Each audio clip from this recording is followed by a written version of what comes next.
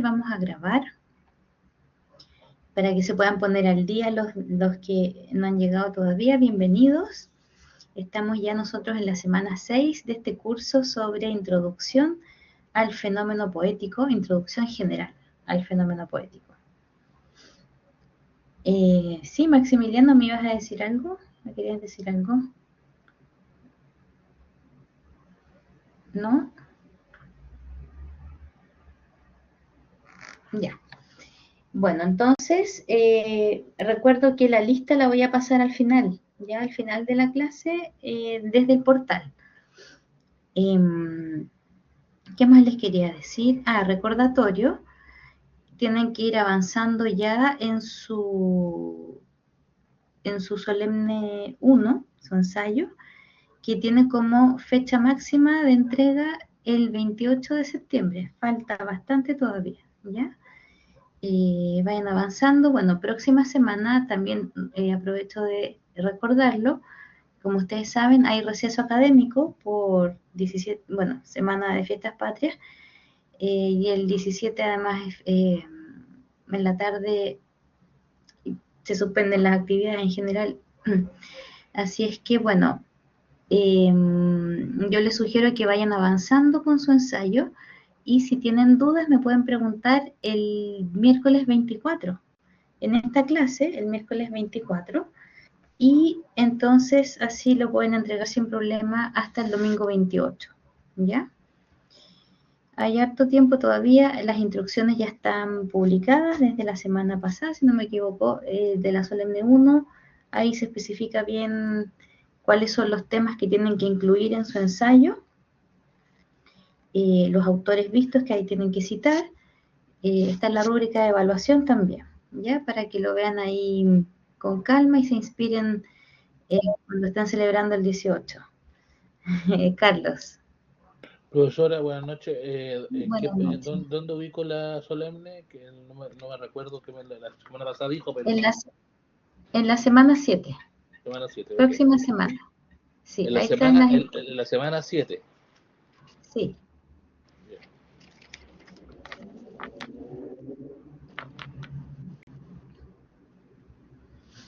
Ya, entonces, bueno, vamos a comenzar. Hoy día estamos en la semana 6, ¿cierto? Bueno, la próxima semana, como es de receso, está contemplada dentro del calendario, por lo tanto, no hay clases y tampoco les voy a dejar tarea ni grabación, ¿ya? O sea, retomamos la semana 7 después del 18. O sea, el miércoles 24 estaríamos tendríamos la clase 7, ¿ya? Por si acaso, para que descansen de verdad. Bueno, entonces, hoy día vamos a ver dos autores nuevos, los vamos a ir relacionando con los temas que venimos conversando desde la semana pasada y la antepasada acerca de las características de la poesía, su relación con la dignidad humana, con la violencia también, con los derechos humanos, las distintas formas de expresión de las emociones, las experiencias humanas. Entonces vamos a partir nosotros hoy día. Mire, les propongo que para introducir escuchemos este podcast que dura 2 minutos sobre la dignidad humana como fundamento de los derechos humanos. Después propongo que leamos los poemas y vayamos al análisis en la presentación sincrónica. ¿Les parece? Que sigamos ese orden, así vamos integrando todo. Ya, a ver, vamos a probar el audio, déjenme ver si se escucha bien. Universidad Gabriela Mistral. ¿Escuchan bien? ¿Se escucha? Está muy despacio, parece. Creo que se escucha bien. Ya, entonces acá, esto es muy cortito, el foco está puesto en dignidad humana y derechos humanos, ¿ya? Es solo fíjense en esa relación para que lo podamos conversar después. Bienvenidos y bienvenidas a esta nueva entrega de nuestro podcast. Hoy, en la sesión número 6 de nuestro curso, abordaremos una temática profundamente humana y estética, la relación entre la dignidad y la poesía. La poesía, como expresión de la experiencia humana, lleva implícita una idea de dignidad. Pero, ¿Cómo se manifiesta esta relación? ¿Cómo la poesía resalta la dignidad del ser humano? Acompáñenos en este viaje para descubrirlo. La dignidad humana puede entenderse desde la ética y desde la estética. Como recurso ético, nos invita a reflexionar sobre el valor intrínseco de cada persona. Como representación estética, la dignidad se traduce en la admiración, la celebración y la valorización de lo humano. Uno de los pilares fundamentales de la poesía es la admiración. La poesía contempla la realidad con una mirada de asombro y estima, sin distinciones entre lo popular y lo culto, lo alto y lo bajo. Todo puede ser fuente de inspiración. Por otro lado, la poesía también nos eleva emocionalmente. Nos conmueve cuando presenciamos actos de bondad, virtud o belleza. No se trata solo de la belleza convencional, sino de aquello que percibimos como valioso en sí mismo. Además de la admiración y la elevación, hay dos valores más que la poesía integra en su relación con la dignidad: la celebración y la valorización. La celebración en la poesía es un acto de reconocimiento. No solo se festejan eventos felices, sino que también se reconoce la complejidad de la existencia humana, incluso en el dolor o el fracaso. La poesía ensalza la experiencia de lo humano en su totalidad. Por último, la valorización poética es un ejercicio de justicia. No discrimina por cuna, estatus o prejuicio. Todo puede adquirir un significado único y especial en la poesía. Es un acto de rescate, de dar luz a lo que muchas veces pasa desapercibido. En conclusión, la poesía y la dignidad humana están profundamente entrelazadas. A través de la admiración, la elevación, la celebración y la valorización, la poesía nos ayuda a comprender y enaltecer nuestra propia humanidad. Gracias por acompañarnos en esta reflexión. Nos escuchamos en el próximo episodio, donde continuaremos explorando el fascinante mundo de la poesía y su impacto en nuestra vida. Nos vemos en un próximo episodio. Universidad Gabriela Muy Mistral. bien, espérame, ahí le estoy anotando en el chat. Ya, súper. A ver, chiquillos, ¿cuáles serían los 4 elementos entonces que, de acuerdo a esta información que acabamos de escuchar, estaría relacionando la dignidad humana y los derechos humanos? O sea, ¿por qué en el fondo la poesía es una instancia para el desarrollo o la manifestación de la dignidad humana o el despliegue? ¿Cuáles serían esos cuatro elementos que se describieron?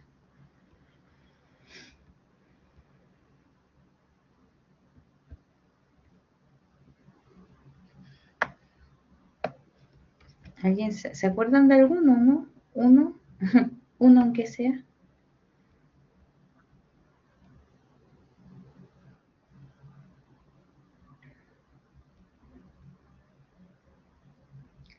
La estética, bien, bien, Mariana.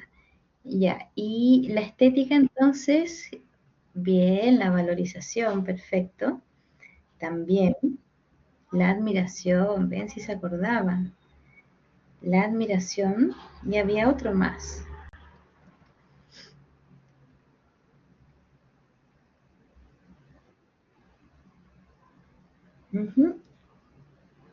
Reconocimiento, claro, están relacionados, ¿verdad? La estética como acercamiento a como apreciación de la belleza, ¿cierto? Y fíjense qué bonito eso, cómo se relaciona con la dignidad humana, porque en el fondo lo que se dice es que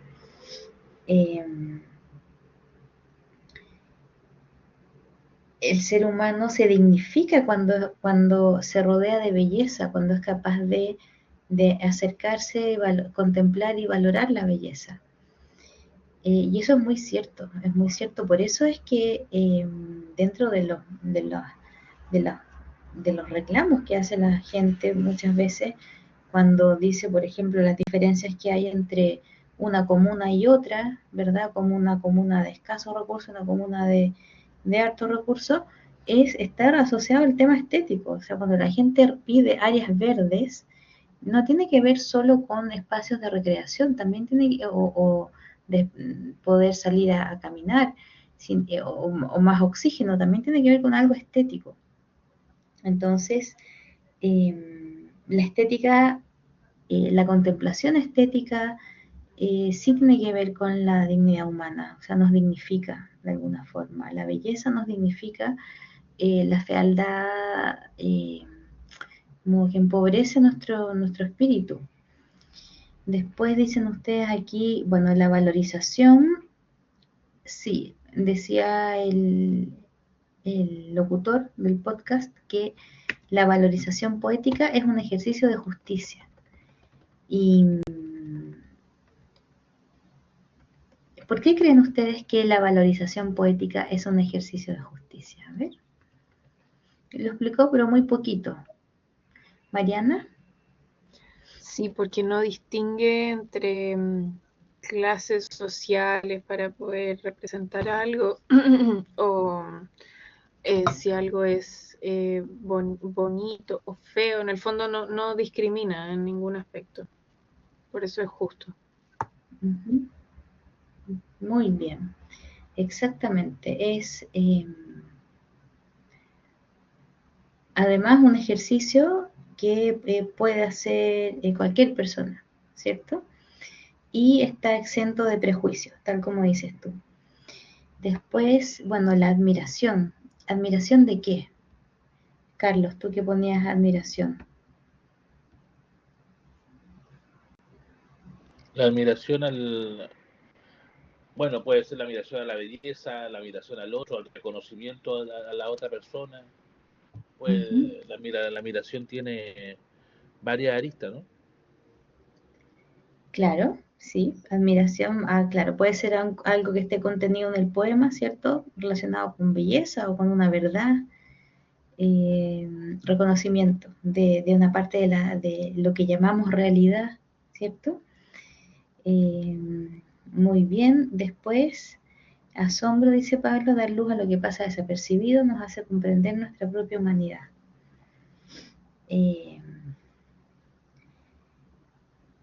Claro. Nos hace ver lo que Jung llama quizás es nuestra sombra, ¿cierto? O acercarnos de una manera menos juiciosa, menos moral a ciertos aspectos como más eh, eh, oscuros o feos ya, de la naturaleza humana.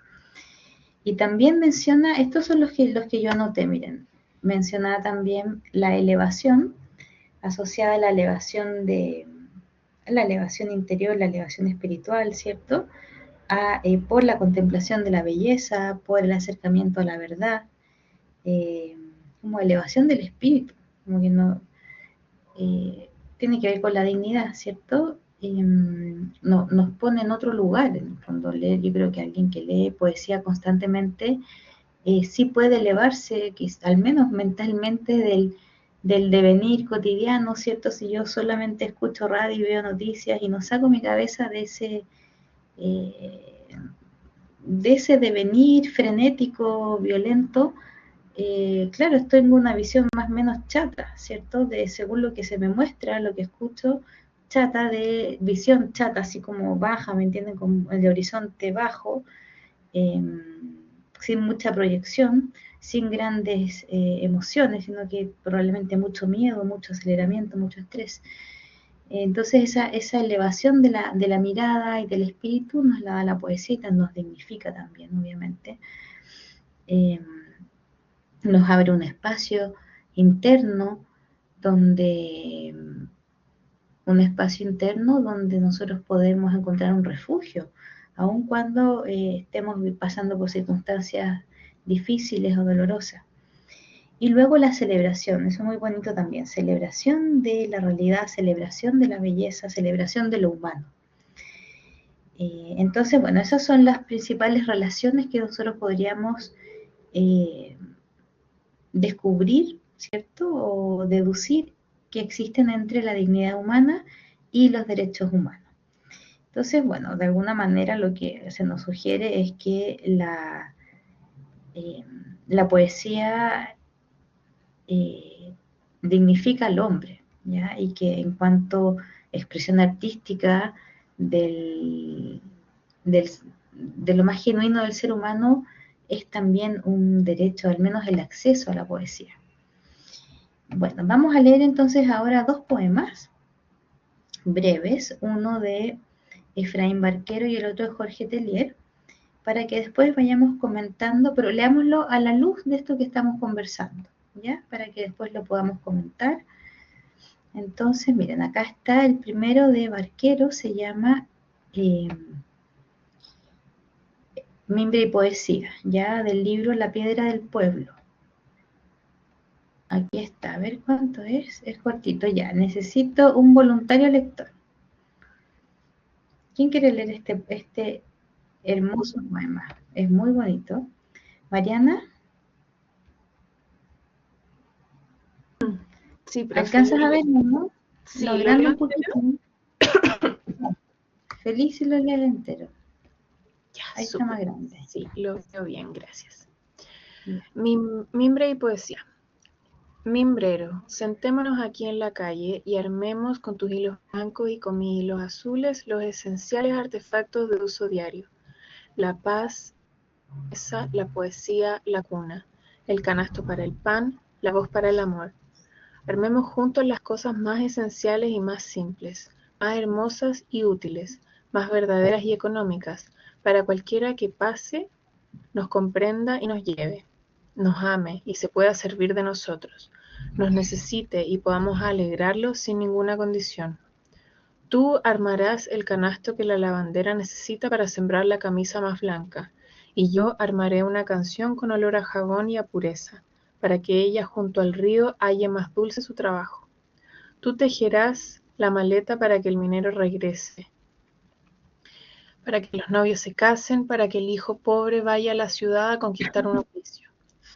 Yo tejeré con los hilos más férreos de mi poesía el descanso más digno, el amor más profundo, la esperanza más grande, para que el obrero mire confiado su casa y no parta el pan con recelo y a oscuras, para que los recién casados puedan anidar todos los pájaros y no tengan que apartarse por una gota de agua, para que el hijo menor halle la herramienta en su sitio y no tenga que volverse porque otros la escondieron. Mimbrero, hermano mío, que es bello nuestro oficio, cuando a ti te encargan una cuna y a mí una esperanza, cuando a ti te piden una mesa, un velador, un canasto, y a mí un arma que defienda ese amoblado tan simple. Que es bella la jornada cuando tocamos con el mimbre o las canciones la forma desnuda de la vida, su cintura de trigo, sus senos llenos de luna, su vientre cubierto de musgo, sus muslos como ríos, sus brazos como ramas, sus ojos como un camino en paz bajo la noche. Es bello nuestro oficio cuando tentamos ese cuerpo y yo le pongo el nombre más dulce del amor. Y con mi verbo le digo, levántate, eres libre, labora en paz, procrea primaveras y veranos, y lega a toda la tierra tu apellido. Y tú, oh mimbrero hermano, le vas tejiendo todos los artefactos que ella necesita para repartir el pan entre sus hijos, canastos para almacenar la nieve y la salud, pequeños cestos para guardar polen y semillas de una primavera a otra, cunas para continuar el sol fecundo, maletas para traer la lluvia, mesas para que las hojas caigan y vuelvan a ser verdes, y sillas para descansar delante de la paz ganada. Muchas gracias, Mariana. Muchísimas gracias. Ya, a ver, cuéntenme, ¿qué les parece este poema? Bueno, se llama Mimbre Poesía. ¿Por qué creen que se llama así? A ver, Pablo. Bueno, desde ya un poema súper hermoso que habla de la dignidad del oficio del mimbrero. O sea, con el mimbre se hacen cosas tan nobles como, por ejemplo, una cuna, una panera también habla. Antes yo me acuerdo que existían maletas de mimbre. O sea, la gente que venía del campo y emigraba del campo a la ciudad usaba y se usaban esas maletas. Entonces, yo lo que leí acá, o sea, lo que escuché acá es como un ejercicio de dignidad a la simpleza de ese de ese material, o sea, el resultado del hacer son cosas muy simples, pero al mismo tiempo son súper esenciales para la vida.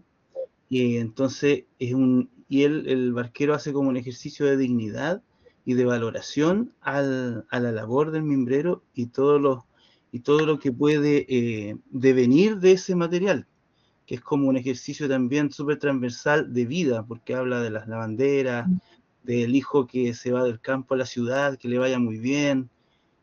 Es muy lindo, es muy bello y bueno, tiene todo lo que el podcast decía antes, pues tiene un ejercicio de valoración, de elevación, de celebración y la valoración poética como un acto de justicia para este mimbrero.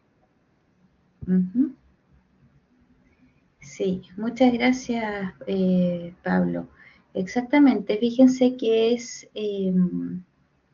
tiene todos los elementos que tú dices exactamente, valoración, celebración y lo más importante, que hay un ensalzamiento también de esa labor humana, ¿cierto? Una dignificación de ese trabajo.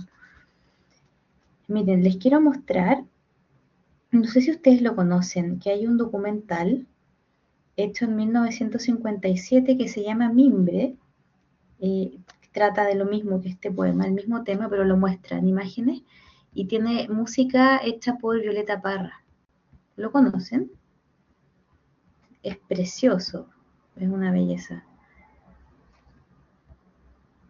¿Lo conocen o no? ¿Alguien lo ha escuchado, no? Ya, miren, les voy a mostrar porque encuentro que viene como anillo al dedo a esta lectura. Miren, acá está. Espérame, tengo que salir de acá. De ahí seguimos comentando. Pero eso es lo importante, el tema de la dignificación del ser humano. Miren acá. Espérenme, ahí está. Déjenme ver si se ve bien. Música Violeta Parra. Sergio Bravo es el director. Ahí está, ¿ven? Ese es el contexto. Dice, en la quinta normal, calle Aptado 275, vive Alfredo Manzano, Manzanito le dicen, hijo de pescadores y virtuoso en el arte de tejer mimbre.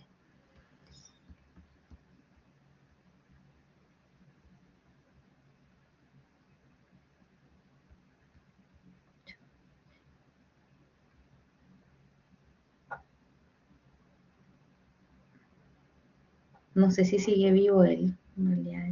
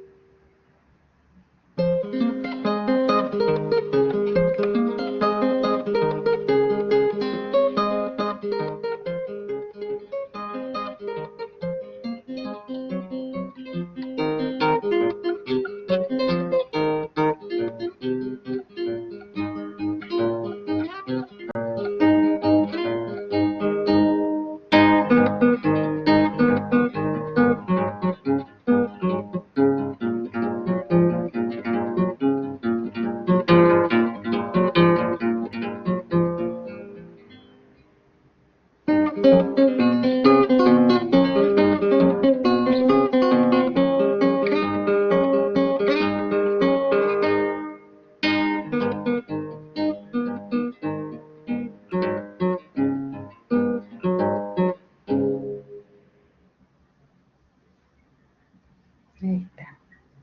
Qué belleza, ¿no? Mire, les voy a copiar el link por si alguien quiere. A ver, ¿dónde está? Es precioso, es realmente muy bonito. ¿Dónde? Espérenme, quiero copiarles el link para que ustedes lo puedan guardar si quieren. Acá. Vamos a copiarlo. Bueno, fíjense que acá está...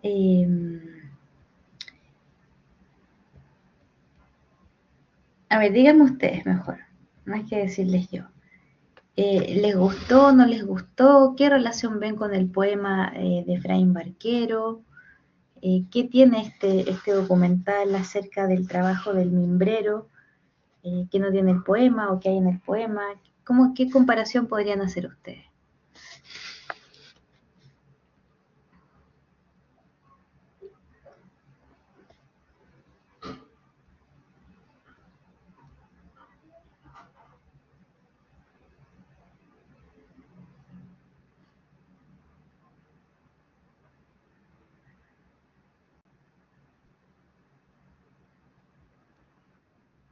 A ver, Pablo, ¿sí? Sí, solamente hacer, me encontré muy lindo el documental, sobre todo la música, encontré como muy experimental, pero al mismo tiempo muy alegre, y la cámara también, la cámara como se iba moviendo, como que iba flotando de repente, tenía una velocidad especial la cámara, en algún momento, donde aparece el niño, me acuerdo que parece que estuviera como navegando la cámara. Y además lo que iba a decir que es muy bello el trabajo del mimbrero porque se ve muy fácil, se aprecia, pero es un trabajo muy difícil, o sea, es como una persona que va tejiendo mimbres, va urdiendo, así como puntos, y es muy, o sea, es de una paciencia, hay que tener mucha paciencia.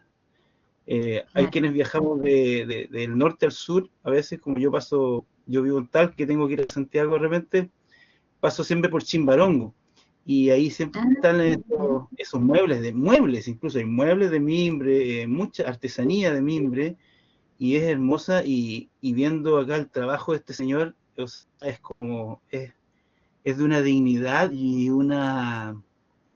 Y bueno, y también aquí también se ve algo que el tipo cuando se muestra que está tejiendo ese mimbre, siempre está como alegre, ¿no? Está en su plenitud, haciéndose esa artesanía. Y lo último, que el mimbre cruza toda la historia de la humanidad, pues, o sea, en la Biblia se muestran como mobiliarios o cosas, artefactos de mimbre. Me imagino que en toda en periodo antiguo no sé si de Grecia o de Roma, pero por ejemplo en Egipto también creo que vi cosas de mimbre por ahí. Y bueno, y en Nuestra América también, montones de cosas de mimbre, pues incluso hay un navegante, no sé si finlandés o noruego, que en 1947 parte de su embarcación la hizo con cáñamo y con otras eh, materiales parecidos al mimbre, una nave, una embarcación que se llamaba el Contiki, para demostrar que habitantes de América del Sur habían viajado hacia el Pacífico Sur. Mira, gracias por esa información, Pablo. No la sabía yo.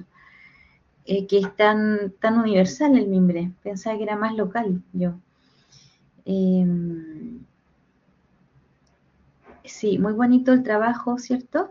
Y como dices tú, la cámara, claro, no muestra solamente el mimbre, muestra también el entorno, ¿cierto? La familia, la señora ahí tomando un tecito, este niño, y hay algo que tiene que ver con el tiempo, hay una información importante que se muestra ahí asociada al paso del tiempo.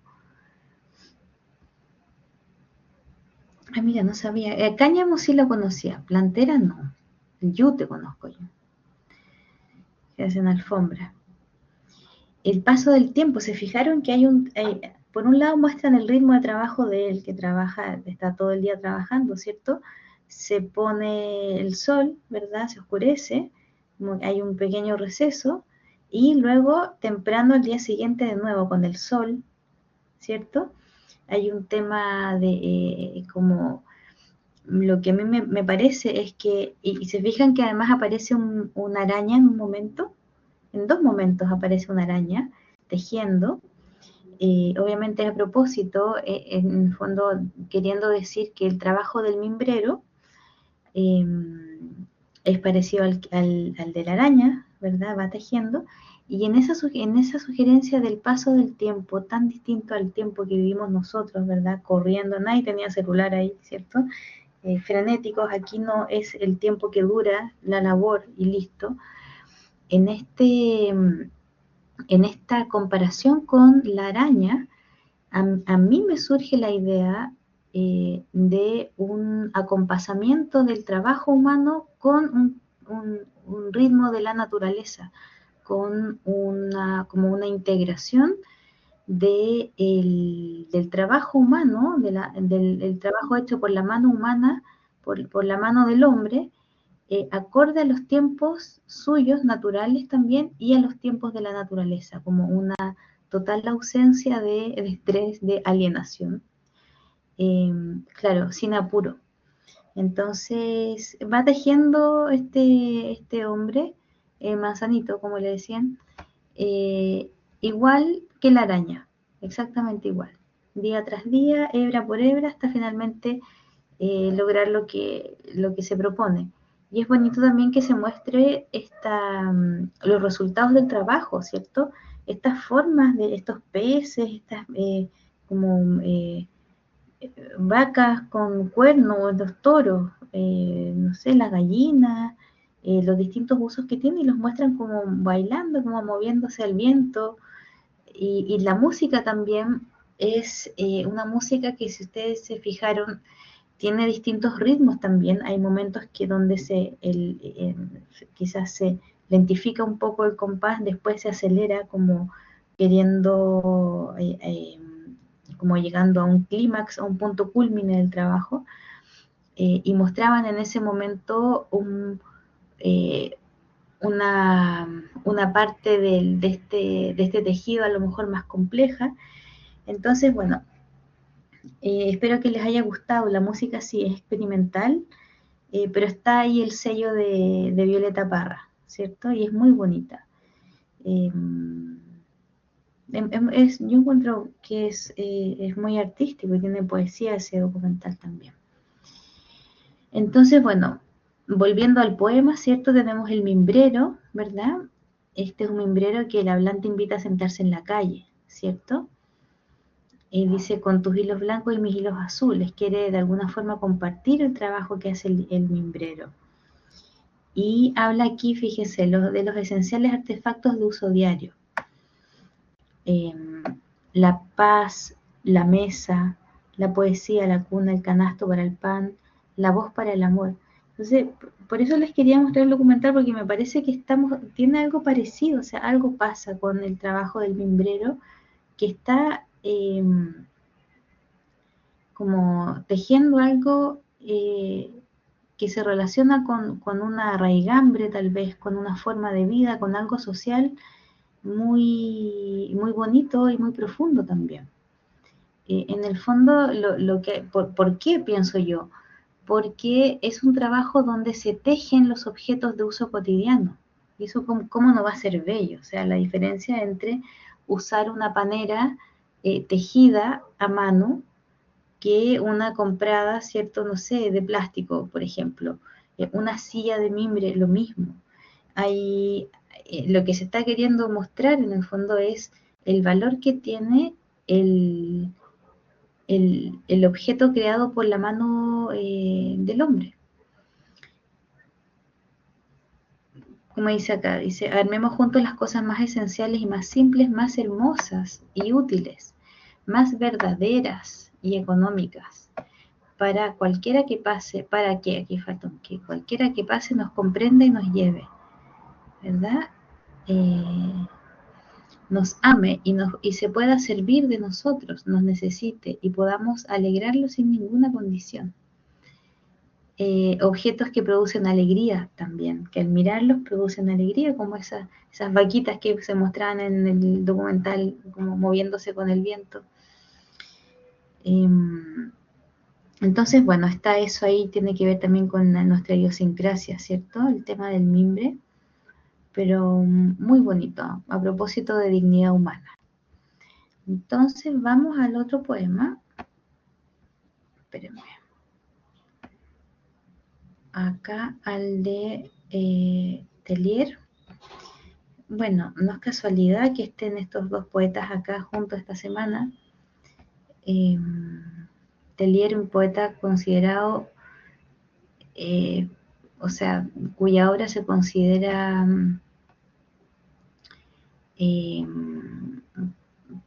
como con presencia de elementos telúricos. Él también habla de la nostalgia de la tierra, del valor del trabajo humano. Tienen algo ahí de Heidegger estos textos a propósito de la pregunta por la técnica, de ese ensayo que está en Ciencia y Técnica, no sé si lo conocen, se los voy a escribir, si les tinca, donde él habla, miren, el ensayo se llama La pregunta por la técnica, y está en el libro que se llama Ciencia y Técnica, y es de Heidegger, donde él habla justamente acá, en ese ensayo habla de cómo la técnica, ya la industrialización, pero específicamente el desarrollo de la técnica, cambió el modo de vivir del ser humano, lo alienó, entre comillas, porque cambió la forma del hombre de relacionarse con su trabajo, y cambió los tiempos de trabajo, y cambió el resultado del trabajo, y cambió la relación del hombre con la tierra. Entonces, Tellier, de hecho, tiene un libro que se llama Poemas del País de Nunca Jamás, no sé si lo conocen, también se lo voy a escribir si les interesa. Él habla de la nostalgia, de esta nostalgia de la tierra, de la nostalgia de la infancia. Entonces, bueno, están aquí, al menos, yo creo que yo veo una relación, ¿cierto?, entre el mimbre y esa revaloración del trabajo humano asociado a un modo específico de habitar la tierra. Bueno, este poema de Tellier está en Cartas para Reinas de otras Primaveras, así se llama el libro, y el poema se llama Botella al Mar, ya es muy cortito. Botella al Mar. ¿Quién lo quiere leer? ¿Un voluntario lector?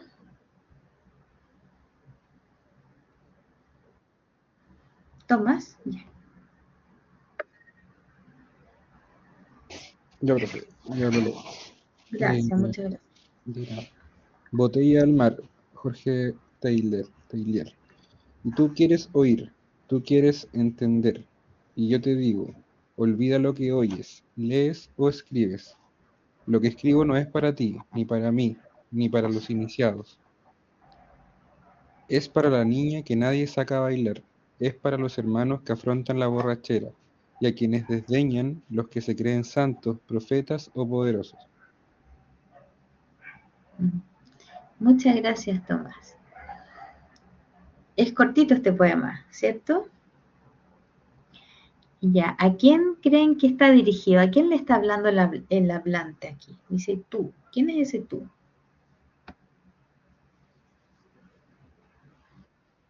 Mariana, ¿sí? Yo creo que habla respecto a la gente que es verdadera y que se muestra tal y como es. Quiere llegar a ese público, a ese tipo de gente. A eso está dedicado su poema, como a la gente que no aparenta ser nada más que lo que es. Sí, yo pienso que sí, un tú al menos que quiere entender, ¿cierto? Tú que quieres oír, tú quieres entender. y tú quieres oír y tú quieres entender. Dice, y yo te digo, olvida lo que oyes, lees o escribes. También diciendo, además lo que dices tú, Mariana, me parece también que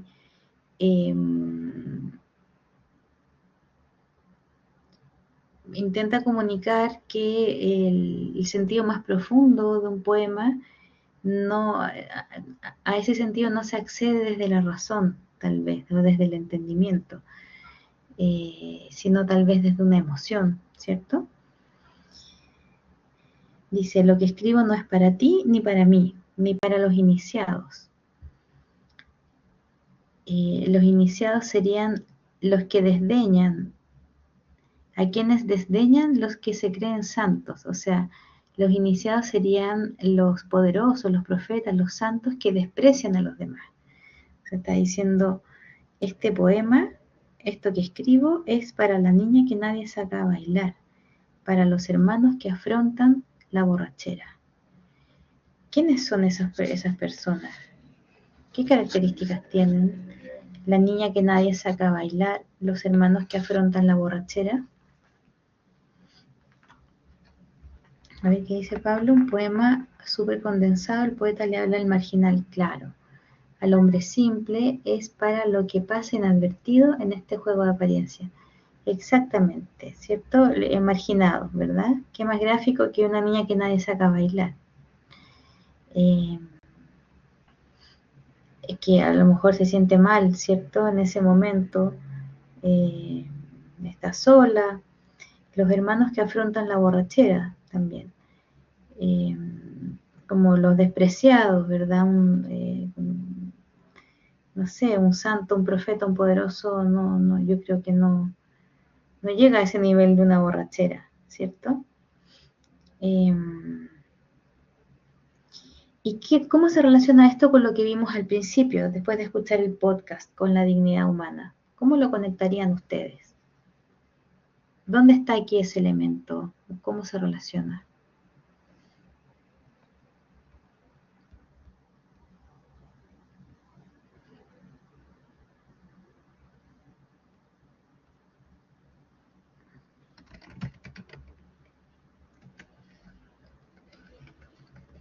¿Cómo lo ven?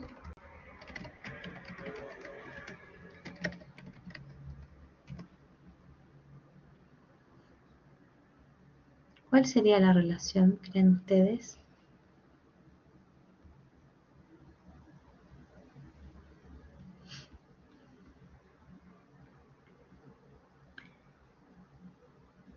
A ver.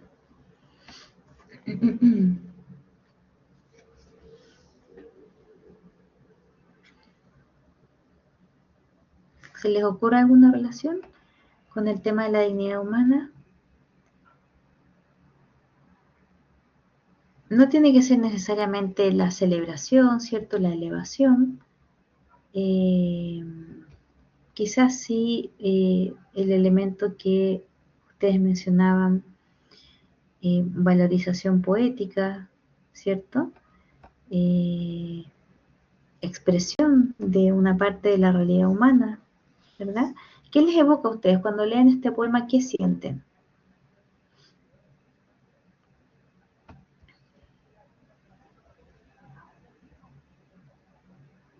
Yo, profe, por lo menos siento que da un poco en el clavo con lo que el autor quería decir en el fondo. Se transmite exactamente lo que quería decir, que es apuntar un poco a eso, a esas personas un poco más desafortunadas, o que son desafortunadas justamente porque no aparentan nada.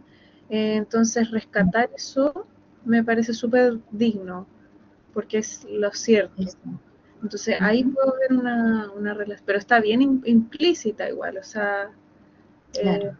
sí, eso se me ocurre. Sí, muy bien. Yo pienso lo mismo. En el fondo, al dedicarles este escrito, este poema a estas personas marginadas, las dignifica también, ¿cierto? Está diciendo, de alguna forma, yo te veo, ¿cierto?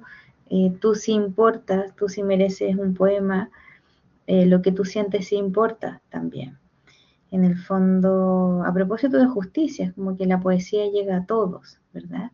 No es solo para algunos. Entonces, y fíjense que, bueno, el poema se llama Botella al mar.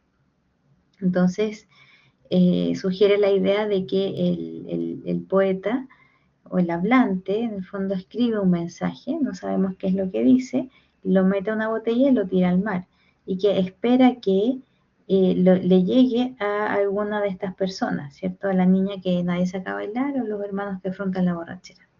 Entonces está esa idea de claro, una reivindicación de la dignidad humana, especialmente en quienes son despreciados, entre comillas, por los poderosos o los que brillan, ¿cierto? Por los que tienen éxito. Está diciendo, bueno, yo estoy con los desfavorecidos. ¿Verdad? Exactamente, Tomás, mira, lo sintetizaste muy bien. El baile de lo que sobra. Bueno, entonces, tal cual. Vamos a ver un poquito de análisis. Buenos poemas, ¿cierto? Bonitos. Acá.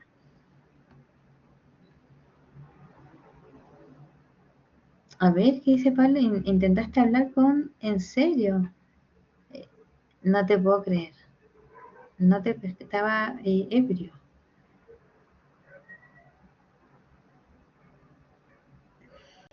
Chuta, qué mala experiencia.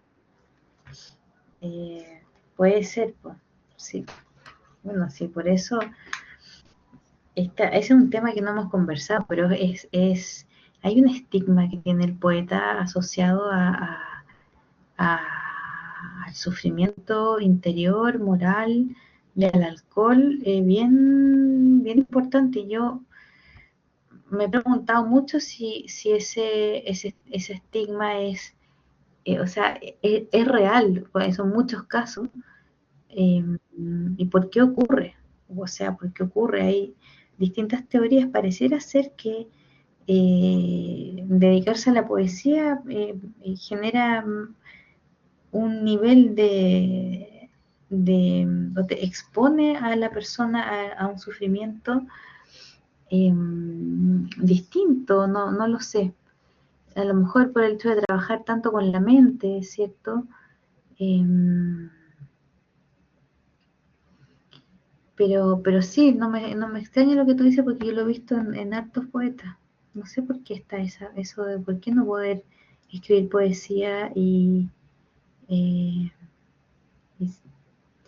y andar bien, ¿cierto? O sea, bueno, obviamente uno deduce de alguien que bebía, ¿cierto? Y se expone frente a otros habiendo tomado, obviamente que no, bueno, al menos no está cuidando su imagen. Claro, eso que dices tú, Pablo, esa pena, ¿verdad? Como si algunos poetas necesitaran de esa pena tan profunda y como para poder crear, como si fuera esa pena la fuente de inspiración, ¿cierto? ¿Y cuántos además se suicidan? Poetas buenos. Está eso, bueno, ha sido un tema tratado por la psicología. Les voy a recomendar un psiquiatra que se llama Otto, que es chileno, y él ha estudiado mucho este tema. Él tiene ensayo, búsquelo en internet, sobre la angustia creativa. Habla de Rilke, dice que él lo tenía. Y que, claro, distintas formas de angustia y de depresión, y que a veces, claro, algún artista puede lograr tomar ese dolor y usarlo para crear, y otros no todas las personas lo pueden hacer, pero es un gran tema. Sí, levantó la mano Carlos. Sí, yo creo que es mucho más que eso. Yo creo que los poetas en general, la gente del mundo del arte o los que están asociados al tema de la creatividad, la comunicación, ellos creen que están entregados al mundo general de los placeres, porque ellos creen que, ¿cómo se llama? Que eso les hace sentir diferentes y si se sienten diferentes. Y se sienten diferentes. Yo creo que ese es un tema importante. Así está Neruda, la Mistral, Borges, cuando uno escucha a Borges, cómo trata a la Gabriela Mistral y a Pablo Neruda o algún otro escritor, independiente de la genialidad que escriban, independiente de las cosas que puedan plasmar, que son, algunas son muy lindas y muy bellas, pero sí, obviamente que ellos creen que están sobre la media, y al estar sobre la media se dan licencias, esa es la palabra adecuada, licencias que le dan lo mismo que los otros sepan. Yo creo que ese es el tema de fondo. Sí, tú dices que sería un tema de ego, más que nada. Totalmente, totalmente. Es un tema de que ellos se creen superiores, totalmente, en general. Entonces, eh, y ellos no aceptan cuando uno ve a Borges o escucha a Borges que como trata la Gabriela Mistral, de una poesía rastrera, que no tiene un verso bueno, o que Neruda le escribe a la cebolla y a las papas, y que son cosas que realmente no valen la pena ni leerlas, o cuando dice de Vargas Llosa, Borges, Vargas Llosa no existe, eh, y así lo mismo con diferentes, y así pasa con todo el mundo que está ligado al arte en general. Yo creo que la gente que está ligada al arte en general se toma licencias más allá porque cree que está sobre la media. En algún sentido sí están sobre la media porque están con una percepción más allá, para poder colocar en el mundo algunos temas en específico, poesía, lírica, canciones, pintura, pero al final del día tiene que ir con un tema de egos, y por estar sobre la media ellos Mm. se toman las licencias que, que deben, se toman licencias nomás, y no le da lo mismo a los demás. Por ser ahí el compañero decía, yo me encontré con este señor Telier y estaba en su onda, le da lo mismo, que si a él le da lo mismo que le digan cómo se llama que está tomando alcohol, si en el fondo le da lo mismo, él no, yo creo que está en su propia onda, y eso yo creo que Ujú. ellos transmiten en su propia onda. Sí, bueno, yo creo que concuerdo en que sí, que el ego del escritor es enorme, de los más grandes, diría yo, pero claro, tampoco se puede generalizar, exactamente. Y también, claro, hay que diferenciar, ¿verdad? Eh, sí, yo no generalizaría, ¿cierto? Eh, Puede ser un tema de ego, algunos realmente tenían sufrimiento, o sea, sí, hay en general, me sorprende los poetas chilenos el ego que tienen, pero también hay otros factores, claro. Eh, bueno, veamos, mimbre y poesía. Alcancemos a ver algunos elementos, ¿ya? Aunque sea. Veíamos que ambos poemas reflejan emociones profundas, ¿cierto? Y utilizan imágenes poéticas que invitan a la reflexión y a considerar rasgos fundamentales de lo que es la dignidad humana. Con eso, ese es el tema, ¿cierto? Está lo que estamos intentando ver en estos poemas. Bueno, como contexto tenemos un pequeño contexto histórico, Barquero del siglo XX, que explora temas de la identidad y la naturaleza, identidad humana, identidad nacional y la naturaleza, ¿cierto? El tema de mimbre, ¿verdad? La sincrasia. Tellier, también del siglo XX, se enfoca en la soledad, búsqueda de significado en sus obras. Nostalgia también, nostalgia de la patria, nostalgia de la tierra, nostalgia de un paraíso perdido. Ambos pertenecen a la tradición de la poesía chilena, influidos por el simbolismo y el surrealismo. Bueno, temas generales que vemos en ambos. Primero, la búsqueda de conexión con el entorno natural, ¿ya? Eso lo vemos en ambos poemas. Fíjense que, a ver, díganme ustedes, ¿en qué elementos del poema de Tellier, Botella al mar, vemos esta conexión con el entorno natural? Porque en Mimbre está claro, ¿cierto? Pero en el de Tellier, ¿dónde estaría esa conexión?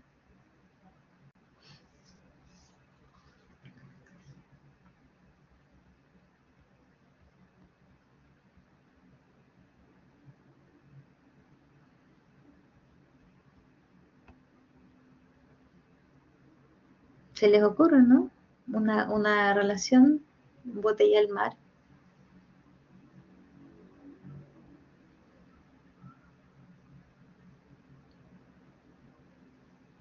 Tal vez la imagen misma del mensaje dentro de la botella, ¿cierto? Que está en el mar, ¿verdad? Yo sí simplemente ese sería el entorno natural, está esperando que alguien recoja ese mensaje.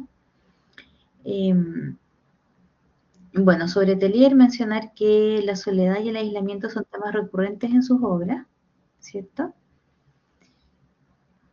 ¿Qué dice Mariana? A ver. Quizás sea un mensaje para el todo que es tan vasto como el mar. Mira qué linda interpretación, así es que profunda. También puede ser, ¿cierto? Porque el mar está lleno de significado, ¿cierto?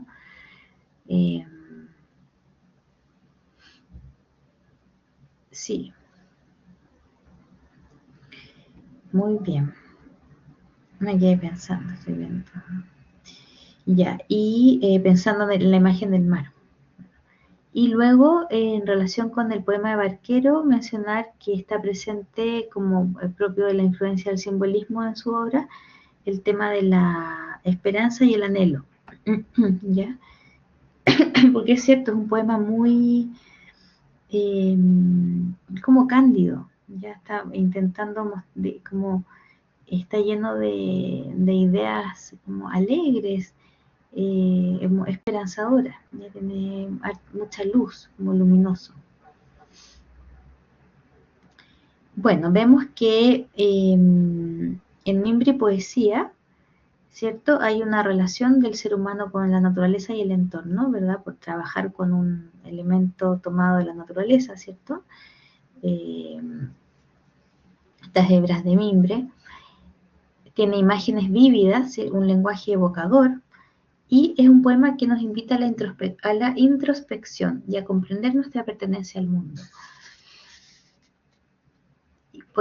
Porque Barquero usa el mimbre como símbolo de la flexibilidad y resistencia ante adversidades. Bueno, esto es una interpretación, ¿verdad? Pero fíjense que hay elementos en el poema que nos permiten deducir esta idea. ¿Qué elementos creen ustedes son aquellos que sí nos permiten deducir que el mimbre está simbolizando la flexibilidad y la resistencia ante las adversidades? ¿Cuáles serían esos elementos? ¿En qué parte del poema hay información que nos permite ver esto o decir esto?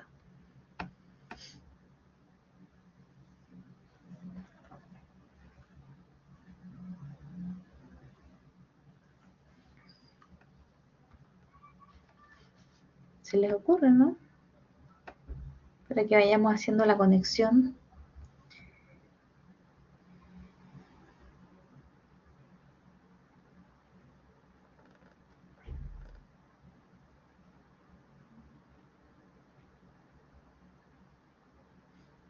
A mí se me ocurre que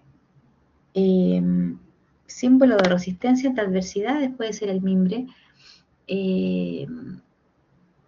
al mostrarnos de qué manera transcurre el devenir de una familia, ¿cierto? En medio de este tejido, o sea, cómo el mimbre es sustento para una familia, ¿verdad?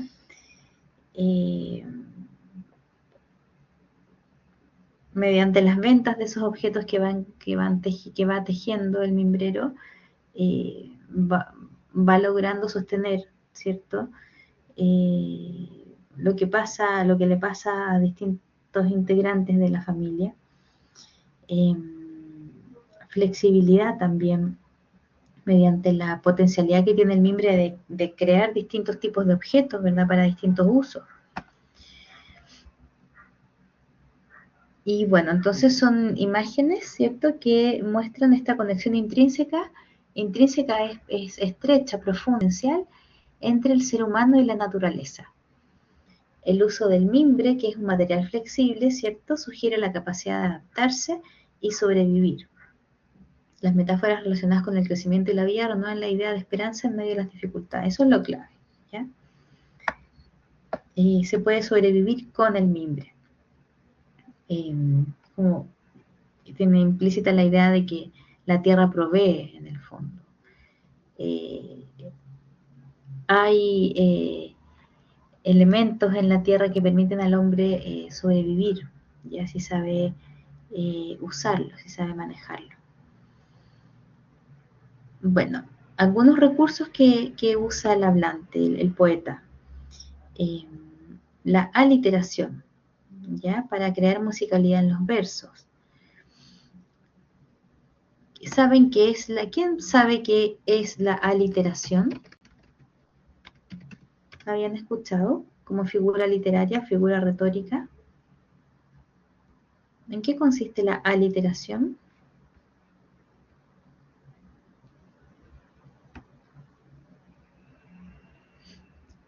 ¿Están ahí, chiquillos? ¿Me escuchan? Sí, profe, se escucha. Ah. Claro. ¿Puede ser alguna figura literaria, profe? Sí, es una figura literaria, sí.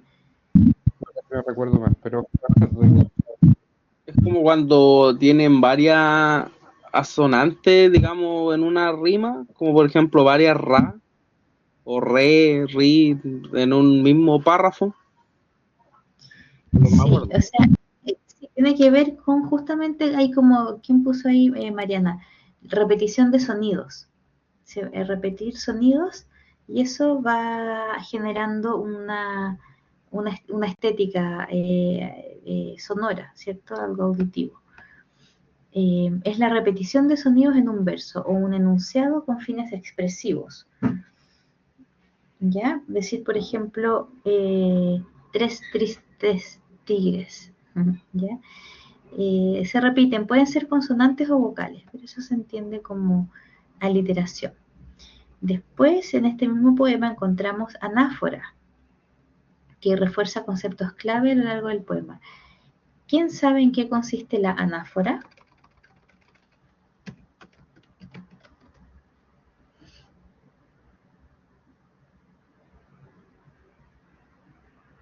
¿Qué sería la anáfora? Es algo muy simple.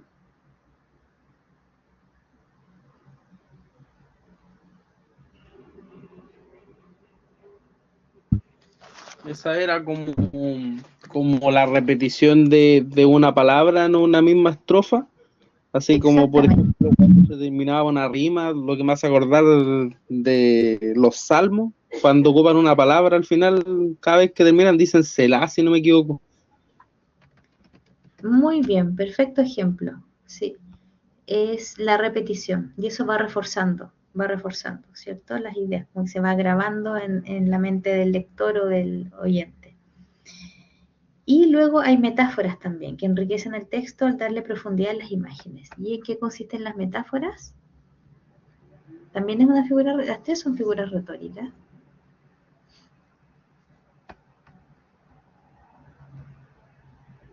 La metáfora, esta es más conocida.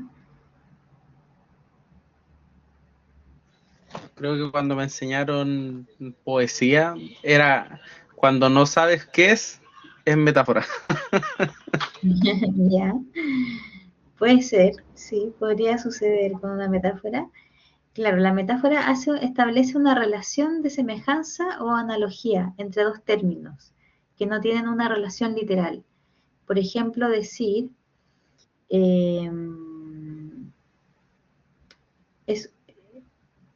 a ver, ¿qué pusieron en el chat? Algo así como, es una comparación, claro, tiene corazón de piedra, por ejemplo. ¿Se fijan? O sea, claro, el corazón es un tejido, ¿verdad? Pero al hacer esta semejanza, esta comparación entre el corazón de una persona y una piedra, se está diciendo que tiene el corazón duro, ¿verdad? Corazón frío. David. Profe, pero eso. Una consulta, sé que la metáfora tiene que ver como cuando uno describe algo como con otras características, por así decirlo, pero tengo entendido que la comparación necesita como la palabra como, o sea, como algo que los una, entonces no son lo mismo. No, sí, exactamente, no es lo mismo que la comparación. ¿ya? Es parecido, ¿ya? Es como pero no es una comparación, o sea, hay una comparación implícita en el fondo. Si yo digo, tiene el corazón de piedra, ¿cierto? No estoy diciendo cómo, ¿verdad? Pero estoy haciendo una comparación implícitamente entre el corazón de esa persona y una piedra, ¿verdad? O sea, estoy atribuyendo las características de la piedra a un ser humano, en el fondo, a un corazón humano. Sí, pero tienes razón, no es lo mismo que una comparación. Ya, chiquillos, vamos a pasar la lista antes de que se nos acabe la hora. No me quiero atrasar como la otra vez, ¿cierto? Que no me pensé que era hasta las 10:10. Ya, pasemos la lista. David Adasme, Presente, profe. María Raquel Gómez, Presente. Cristian Gutiérrez, ¿no? Claudia Hernández,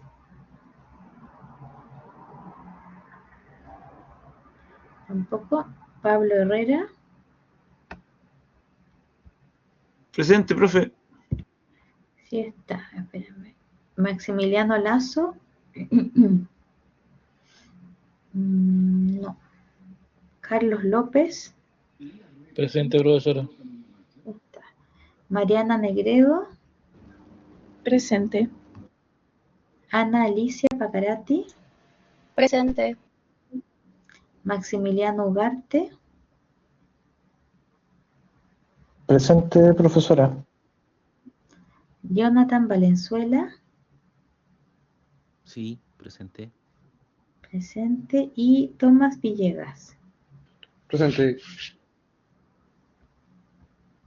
Ya, muy bien, chiquillos. ¿Alguien? Pablo, sí. Sí, solamente, para no dar la lata, igual a mí se ve medio lo mismo que el tipo estuviera curado, o sea, me dio pena que no me pescara, pero yo tenía como 23 años. Sí, siempre me gustó la poesía y siempre leí, sobre todo en los 90 leí mucha poesía, pero más que nada, acotar decir que no creo que todos los poetas beban o porque tienen ego, sino yo creo que tiene que ver con lo que usted habla en relación a lo que dice el psiquiatra Otto. Más que nada los poetas que tienen más ego, desde lo que yo conozco, son los que menos beben y los que menos se drogan. Por ejemplo, Claro. hoy día estaba viendo un video que entrevistan a Carmen Berenguer, que es una super poeta chilena de los 80, cronista, artista visual, y hablaba de Enrique Lin y Nicanor Parras, que tenían un ego terrible y que menospreciaban mucho a las mujeres, sobre todo, y que ellos hablaban solamente entre ellos, tenían un círculo así como de eruditos, de poetas eruditos, y eran muy pocos contados con los dedos de la mano. Entonces, por ahí puede ser que alguien se drogue o que use mucho el alcohol para a lo mejor ensalzar su ego, pero me parece que Claro. los poetas más conscientes, más cerebrales, son los más egóticos. Sí, yo creo que estoy de acuerdo contigo. En general, en el fondo, la imagen de una persona alcohólica, sufriente, ¿verdad? Que no, en el fondo no logra manejar sus emociones. Claro, una persona que tiene pocas herramientas, ¿verdad? Quizás poco apoyo social también, pocas redes en el fondo. Sí, sí, Carlos. Pero igual así, Sí, no, yo Telier es un gran lo que yo... poeta, es un gran poeta, uno de los Es un grandes. tremendo poeta. Sí, Sí, pues, a pesar de su alcoholismo y su, no sé, entre comillas, locura, a lo mejor, no sé, pero fue un gran poeta. No, yo sí, lo que me refiero es que el poeta y la persona que está ligada al arte en general es una persona licenciosa. Y cuando hablo que es una persona licenciosa, no hablo solamente que es de alcohol o drogas. Si toma cualquier tipo de licencia en cualquier tipo de ámbito, porque ellos creen en su foro interno que están sobre la media. Eso es así. Yo estoy muy absoluto en eso, porque Pablo Neruda tuvo sus licencias que no vale la pena entrar y profundizar. No sé si era drogadicto, alcohólico, eso da lo mismo. Da lo mismo eso. En el fondo yo digo que el modo licencioso en que vive el mundo del arte es porque ellos creen que se pueden tomar esas licencias porque están sobre la media. Y generalmente es así. Ahora, eso no significa que no son grandes poetas, que no son grandes artistas y que no tienen dones que están superior al mío y al de la media de la gente. Por algo son artistas de ese nivel. Pero las licencias, y tienen que ver exclusivamente esos dones y esas licencias que se toman, porque tienen esos dones y porque creen que están sobre la media, porque su ego es muy grande. Bueno, podemos tener opiniones diferentes, ¿cierto? Y está muy bien, ¿verdad? Ahí, claro, o sea, uno puede tener, cada persona tiene su total derecho a procesar la realidad que conoces desde su vivencia. Es subjetivo, ¿cierto? También cada vivencia humana, entonces, bueno, sí, yo entiendo a lo que te refieres tú, Carlos, claro, no lo generalizaría, pero sí, o sea, eh, bueno, el ego humano también está en todos lados, ¿verdad?